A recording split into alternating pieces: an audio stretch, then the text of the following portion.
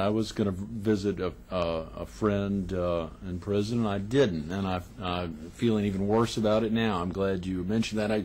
Just something came up that I couldn't get out there that day, and I'm glad you mentioned that, because that sure drives a stake in. I mean, but that's very important to think about as you reflect on that. And I'm sure getting letters, because so little things, an attachment but to the it's outside, so important, you know. an attachment to their former surroundings, and to bring them back to where they were. That's very important. And Greg, you being involved in attorney's work, you know, law work, and your dad being a judge and an attorney, you know that there's a lot of people. It's not just the lowly people that go to prison. Oh no, there's a lot of a lot of big names, a lot of people from up in Washington that go to prison too. You know, we had a guest on the show recently who had gotten out of prison not too long ago. So it's extremely important to say, hey, we're not forgetting these people. Very definitely. And rehabilitation is such an issue. You know, Sheriff Thompson was with us week before last talking about the sex offender registry and tracking program that the Sheriff's Office kicked off in Horry County. It was fascinating. Obviously, you think about rehabilitation, which is such a critical issue. Yes, it is. And something that has to come into play, particularly when recidivism is as high as it is in certain segments. So surely rehabilitation is a critical issue. We didn't get here to talk about that and to get you in at 7 a.m. on a Wednesday morning. More importantly, just break down a little bit about Christian Mission Outreach and how y'all got founded 25 years ago in that was in Greenville, North Carolina. Is that right? We had been doing missions work. However, that was when we officially started, and we started in that area, helping people that were in need. Right. Saw so many people that were going through hard times, and we started out helping people, just, you know, in a small organization. Then we finally grew to the point to where we went into other states. We've been into other countries with our mission work. We've sent many different things into areas like New Orleans, you know, and Florida, and the devastation that they've had. And we continue daily here to pass out food and clothing and the necessities, you know. Oh, yeah. And we furniture, our appliances, you know. We don't have a large... Greg, one of the things you said in our 25th year, and you can help us, find us some property. Ooh, yeah. Find us a bigger property. You're thinking about a new location. Well, I love y'all's location. You've been there, I know, as long as I've been in the area, and have been over there a number of times. Obviously, not as many times as I should have been there. No, not as many times as I should have been, because I think when folks get in there, they see the import, they see folks manning the phone, and obviously constantly getting the word out to try to bring donations in so that y'all can continue to supply at the levels you do. But you've got a ton of stuff in there. I mean, a lot that's really packed in there. My gosh. I was counting the other day. I said, well, we've got about 40 or 50 boxes of food here that need to be opened and stacked up, and people going. You know, it's a real blessing. It's, you know, at the end of the day, I work long hours. I've retired a long time ago. You know this. But at the end of the day, when you're tired, you're worn out, you're weary in your natural physical body, but you say, man, there's somebody that I helped today that really lifted me up, and boy, you feel good down in here. Oh, yeah. You know this, Greg. Oh, you know what it is to feel good when you reach down to somebody who's very low and lifted them up. And, you know, I've been in places before. I went into a business one day and saw this lady, nice secretarial area, doctor's office. She said, Reverend McManus, excuse me just a moment. Called me aside. She says, I want to thank you for helping me. Said, I believe it was about 2 years early. She said, I came, we didn't have food. We're going bankrupt in our business. Dressed, you know, nicely. But I said, you know, you forget about these things. You never know who you're going to be helping. You never know who's going to be going. Except for the grace of God, it could be me. It could be any of us. I was talking to a friend of mine a couple of days ago. He said, Jim, he says, hey, I want to get over to see you soon. He says, you know, one day, he says, I'm a millionaire. He says, one day, I'm like a pauper. And he's bigger than a millionaire. But he says, one day I come in, he says, I don't have anything. But, you know, you never know. It does happen that way. Except for the grace of God. You can easily lose it all, and I think it's the bigger you get oftentimes. Clearly the harder the fall, but at the same time, the ease of it coming and going. That's right. The ease of it coming and going. You know, Jim, you mentioned something when you spoke of the woman there, when she called you out as Reverend McManus.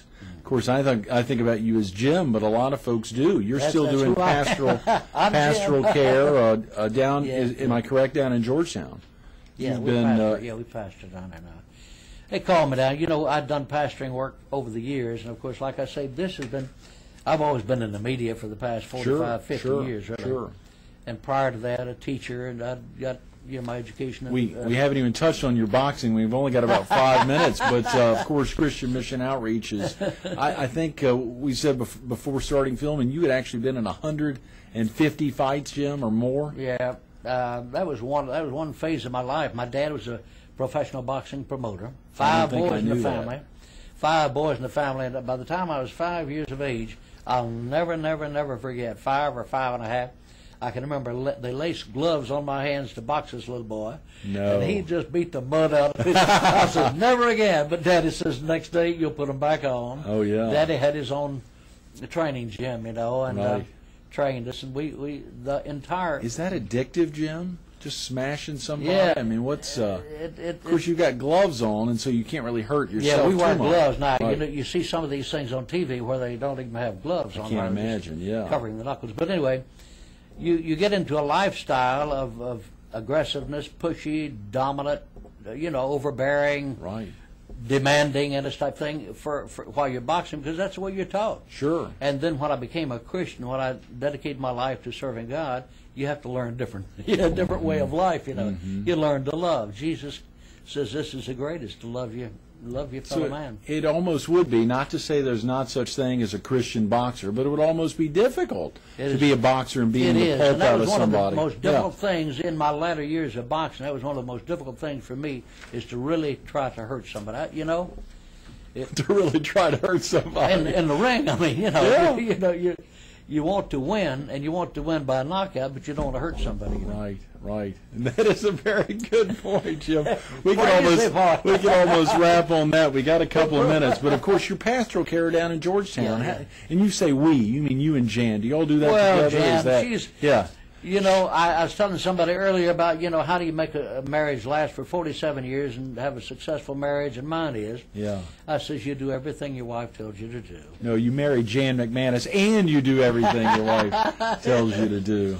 I married her young, trying to teach her up right, Right. So she took over, and she tells me what to do. She does, absolutely. She's a great lady. She's an amazing woman. We miss seeing Jan more often, and of course, Emma Claire misses seeing her. We loved seeing her the middle part of this summer when Jimmy and Joanne Thompson were down.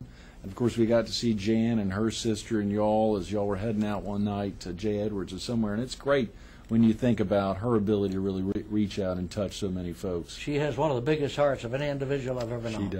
She does. Really. And she's touched a lot of folks, Jim. Do you miss being on TV every day?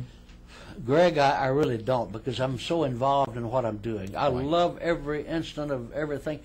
Actually, somebody called one day, and I answered the phone. They said, yeah, could I speak to somebody in charge of this? I said, well, I don't know who would be in charge of that. He said, well, it's janitorial supply. I said, well, you're talking to the right guy. I said, I just got through cleaning the latrine, But, and what I'm doing now, I can remember back in the days when I was on television, and had a big audience, and you ministered to people on the air, you do whatever you're going to be doing on the air, and you feel, it gives you a feeling of, hey, it's pretty big. Yeah. And then to come down to the point where you go back and you fill boxes. I filled about 4 or 5 boxes of food today before I left the office. Mm-hmm. And to fill those boxes, and then I went up front, and there was an older gentleman standing there getting food. He said, well, I can't stay too long. I got 2 little kids outside that I'm babysitting, grandkids. Mm-hmm. You see people like that, and it gives you a feeling that you don't get from many of the, I'd had some pretty lofty positions in the media, pretty good, challenging, but pretty good position. But never had the feeling deep down in my heart that I get from taking a box of food up and giving it to somebody, So I do the entire gamut of whatever need to be done, I do, and feel good about it.